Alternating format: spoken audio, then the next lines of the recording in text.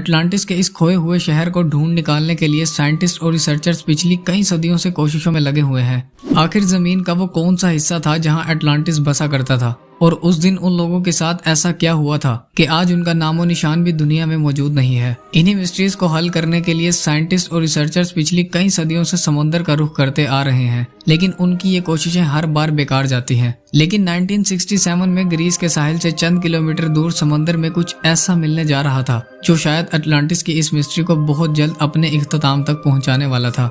1967 में Nicholas Fleming नामी archaeologist ने समंदर के इस हिस्से में कई दफा डाइव किया, लेकिन हर बार उसे मायूस होकर लौटना पड़ता था। लेकिन इस बार जब निकोलस ने समंदर में डाइव किया तो उसकी नजर कुछ ऐसे पत्थरों पर पड़ी जो दिखने में बिल्कुल नॉर्मल नहीं लग रहे थे। इन पत्थरों की शेप बिल्कुल भी नेचुरल नहीं थी, यानी कि इन्हें खुद हाथों के जरिए काट कर ये शेप दी गई थी। ये देखने के बाद निकोलस ने मजीद गहराई में जाने का फैसला किया।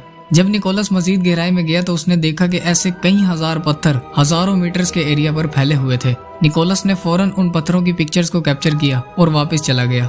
अगली बार निकोलस अपनी टीम को लेकर पूरी तैयारी के साथ फिर से समुद्र के उसी हिस्से में गया। निकोलस की टीम ने जब यह नजारा देखा तो वो दंग रह गए थे।